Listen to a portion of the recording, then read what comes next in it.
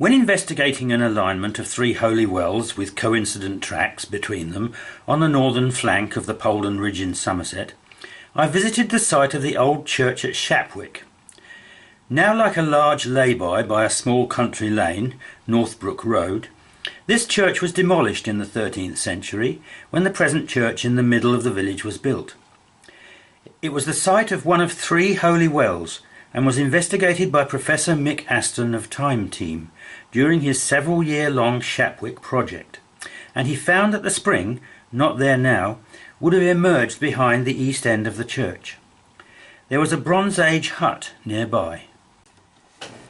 I found considerable rod spin at this site, seemingly indicating a powerful lay centre, and then noticed that the line was in visual alignment with Glastonbury Tor to the east.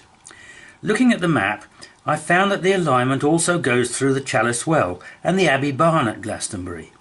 Later it was found to also pass through the site of Glastonbury Castle, which had been a mound about 100 yards in diameter with a ditch, originally thought to be a motte, but later decided to be a defensible palace of the Abbey of Glastonbury. Romano-British finds were discovered there, including an amphora. The Victoria County History of Somerset has this description of the mound.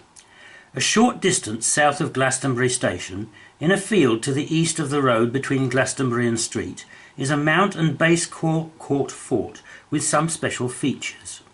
The surroundings have been altered by drainage, the making of the road and the diversion of streams, but it's clear that the east end of a ridge, which at that time was an island with a considerable depth of water on the east and south, a mount was thrown up and defended by a bank and ditch almost completely encircling it.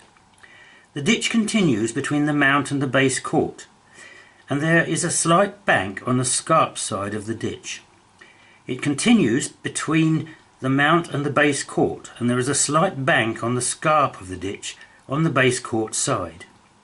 The mount is low for its area. At present the flat top of the mount, which is 54 yards north and south and 36 yards east and west, is 4 feet to 5 foot 6 inches above the top of the ditch, but before the drainage of the area would be protected by water or marsh on all sides. Somewhat rapid streams now run to the north, south and east of the earthwork, and water would be deepest immediately to the east of the mount. Coming back into the village of Shapwick and the main street, which is in alignment with Northbrook Road, it was seen that the present church was set quite a way back from it, so assumed it must be off the line. However, when dowsed, the line was found to be very wide, 42 paces, and the church was taken in by the edge of it. This makes it the second widest lay found so far, just under half the width of the E-line, the very wide lay that runs from the Isle of Sheppey to Cape Cornwall. I dubbed it the G-line for Glastonbury. In Glastonbury, I was not expecting to find any trace of Glastonbury Castle, as descriptions found on the web said it had been levelled in 1974 after rescue archaeology preceding industrial development. However, there was a clump of bushes on the site which did seem to have some trace of earthworks, and stones which could have been part of an earlier structure, including a large one seemingly set up at one end. The lay dowsed at 40 paces wide there. The Abbey Barn, which the line passes through, is now the Somerset Museum of Rural Life, and it's a very well built for a barn, almost to the quality of a church, and considerable head hum was felt there. It has carved emblems of the four evangelists at the top of each of the walls, and there is a mason's mark on the inside near the door. The line continues from here to the Chalice Well, where it was found to take in the Lion's Head Fountain precinct and the new Arthur's Court, but came just short of the well house itself. This is now buried and has the well lid on top with its Vesica Piscis shape designed by Frederick Bligh Bond. But this would be taken in when the line doubles in width at sunrise and sunset, as all lays seem to do. Across the lane, the line goes through the White Spring building before going on to the chapel tower on the Tor. Anne Pennick reports of tunnels from the Abbey Barn.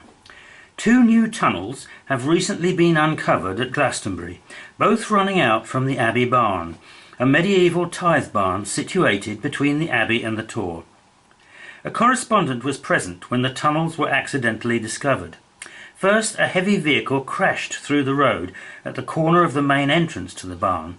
A large tunnel appeared, running towards the refectory area of the Abbey, but it was quickly filled in with rubble by contractors, who were then engaged in repairing the barn's fabric. The tunnel most definitely followed a straight course, but because of the zeal of the contractors, the passage has now been reconsigned to oblivion. The second underground trackway was also found by builders, and similarly dealt with. According to the charge hand of the construction team, this tunnel was behind the barn and was angled directly at the Tor. It too was of considerable size.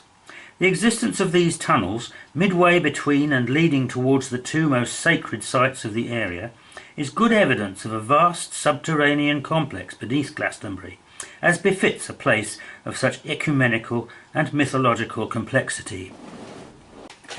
When drawing the G-line on a small-scale map of southern England, I found to my surprise that it also seemed to go through Stonehenge, and this checked out using a latitude and longitude site. At Stonehenge, it's close in angle to the lunation triangle line of Robin Heath and John Michel, but it's not this line, it's a few degrees off it, and passes some way south of Lundy. It also, in Glastonbury, runs south of John Michel's Dodd Lane lay, which goes through St Benedict's Church, along the axis of the Abbey and then along Dodd Lane.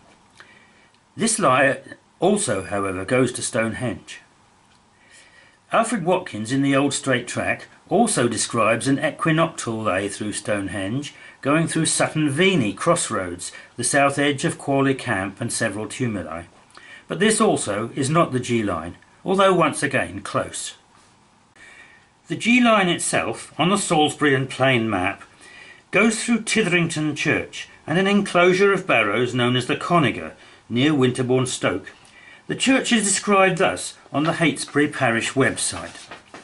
This tiny chapel, dedicated to St James, traditionally associated with the Empress Maud or Matilda, daughter of Henry I, who at the age of 12 had in 1114 been married to the Emperor Henry V of Germany, and after his death had married Geoffrey d'Anjou.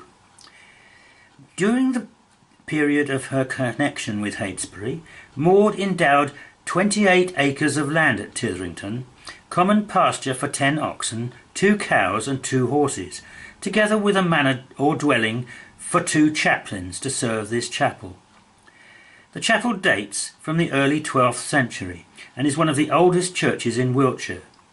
Like Nook Church, long subordinate to Heytesbury Church, its ancient walls give one a feeling of the continuity of worship over 900 years, while its small size and simplicity of its design add a sense of the simplicity of the Christian faith.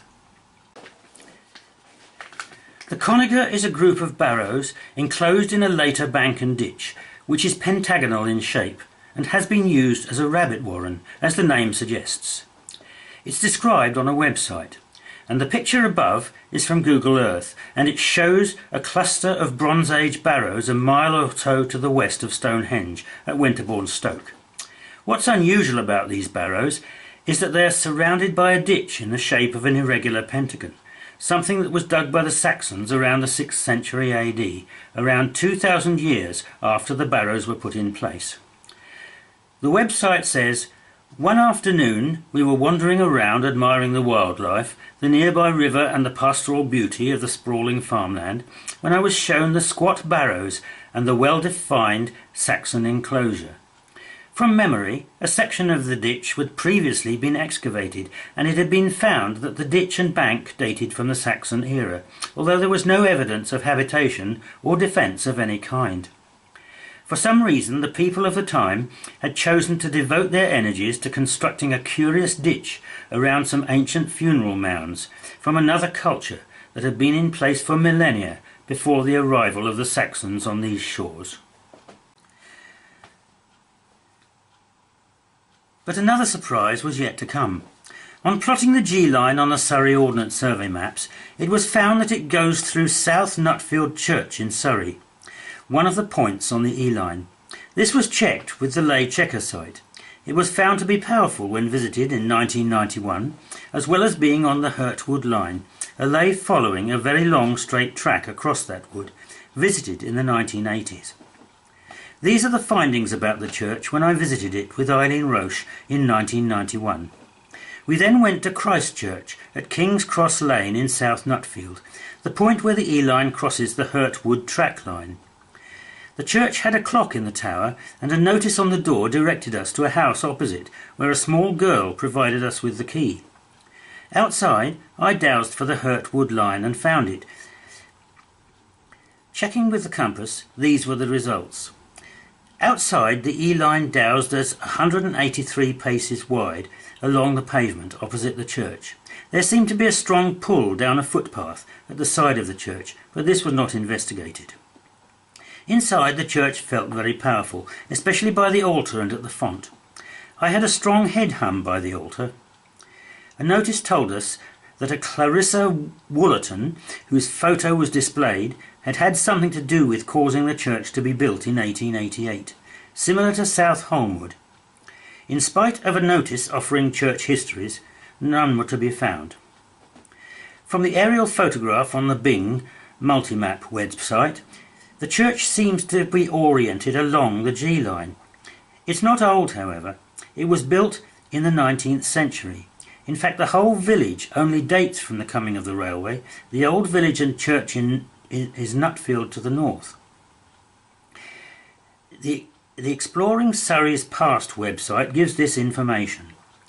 The parish of Christ Church, Lower Nutfield, was created in 1888 out of the parish of Nutfield, with a further 180 acres, the manor of Ham, a detached portion of the parish of Bletchingley, being added in 1890. The church and vicarage were built in 1888 on land formerly part of a close called Mill Lands.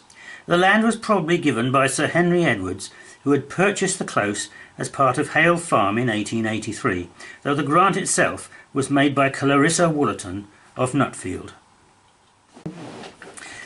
The line does, however, pass through another church not far away, which is nearly 1,000 years old, Compton Church near Guildford. It runs to the south of and parallel with the Hog's Back Ridge west of Guildford. Compton Church is described thus by Simon Jenkins. This is one of the most interesting and curious churches in all England. The oldest parts, the tower and chancel arch, predate the Norman conquest, 1066, while the Normans built the nave and chancel. In the later 12th century, the extraordinary and unique two-storey sanctuary was built, fitting into the existing structure of the chancel. The timber balustrade to the upper sanctuary chapel, from about 1180, is said to be the oldest decorative timber work surviving in Britain. About the same time, the nave was greatly enlarged, with new aisles. The font dates from the same period. In the Middle Ages, all wall surfaces would have been painted, but all that's left is the patterning above the chancel arch, depicting steps up to heaven.